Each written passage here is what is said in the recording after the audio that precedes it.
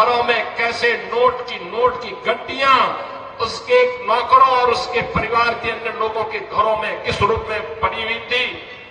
पाकिस्तान तो अब भारत का नाम सुनकर के ही कंपकपी शुरू हो जाती है। उत्तर प्रदेश की धरती से शहीदों की इस पावन धरा, भगवान बिरसा मुंडा की पावन धरा को प्रणाम करने के लिए और आप सबसे निवेदन करने के लिए आज आपके बीच में यहां पर उपस्थित हुआ हूं।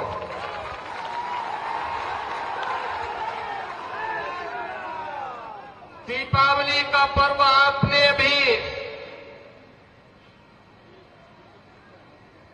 बड़े उल्लास के साथ संपन्न किया है और आज से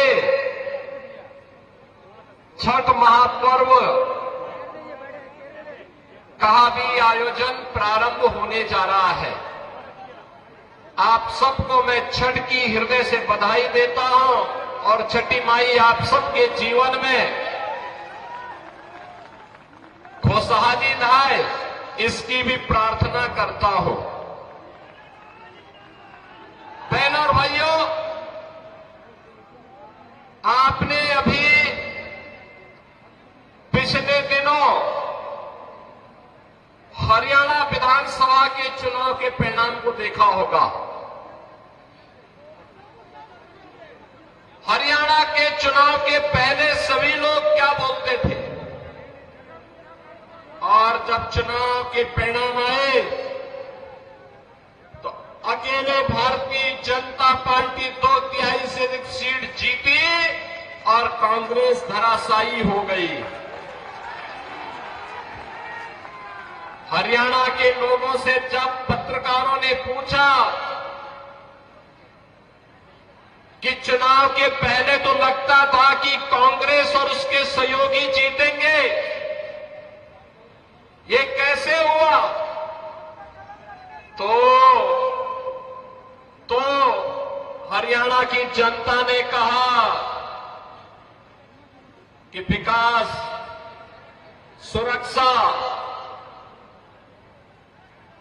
सुव्यवस्था और सुशासन के लिए डबल इंजन आवश्यक है और मोदी जी के नेतृत्व में अगर डबल इंजन की सरकार चले तो इस सोने में सुहागा है। इसलिए हरियाणा की जनता ने निर्णय लेकर के फिर से भारतीय जनता पार्टी को विजयी बनाया है।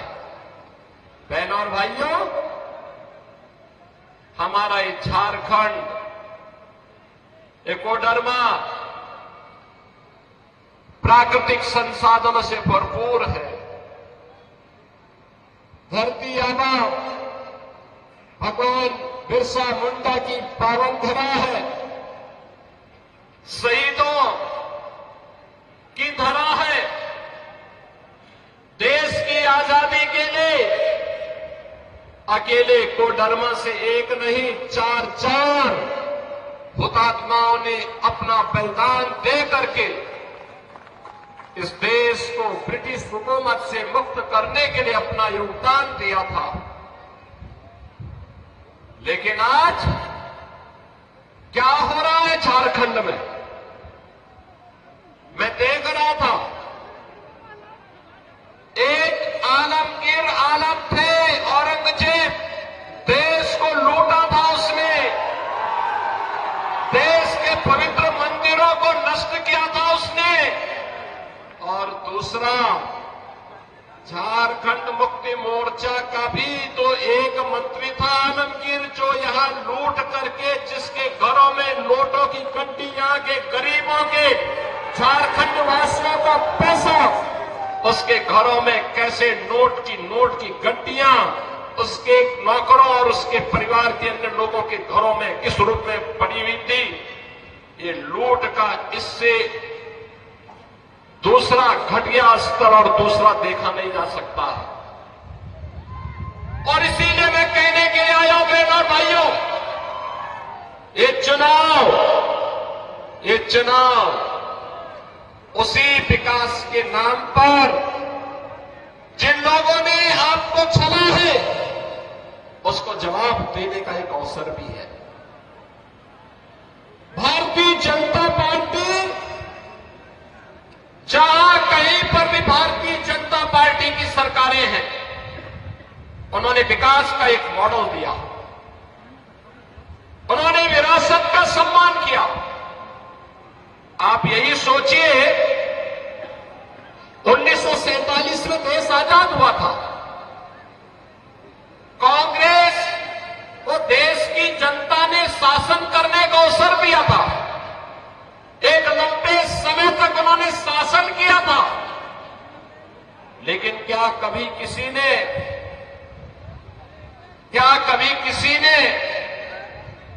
गरीबों के लिए ईमानदारी से कोई योजना चलाई? बहनों और भाइयों, मोदी जी जब 2014 में प्रधानमंत्री बने थे, मीडिया ने उनसे पूछा था कि प्रधानमंत्री बनने के बाद आपका एजेंडा क्या होगा? मोदी जी ने कहा, एक लाइन में उन्होंने कहा था, सबका साथ और सबका विकास।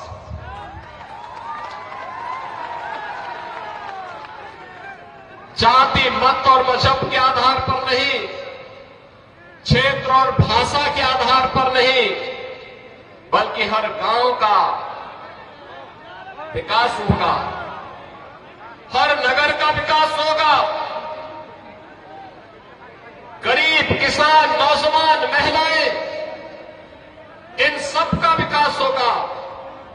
देश की सुरक्षा के साथ कोई भी समझौता नहीं होगा। देश का सुरक्षा का मॉडल क्या होना चाहिए, ये आज आप देख रहे होंगे। कांग्रेस की सरकारें हुआ करती थी, तब चीन हमारे देश के अंदर घुसता था, और आज आप देख रहे होंगे, समाचार रोज पढ़ रहे होंगे, आज चीन की सेनाएं पीछे हट रही हैं और वहां पर भारत की सेना गश्त कर रही है। पाकिस्तान तो अब भारत का नाम सुनकर के ही कंपकपी शुरू हो जाती है। पाकिस्तान को जैसे लगता है, अब जब उसको कहीं सुनवाई नहीं होती तो यूएन में कहता है, उसको सपने आते हैं, कहता है कि भारत कभी भी हम पे हमला कर सकता है, हमारी जान बचाओ। सरकार तो ऐसे होनी चाहिए, दुश्मन के दिल को दहला सके, और यही आज भारत की सरकार कर रही है।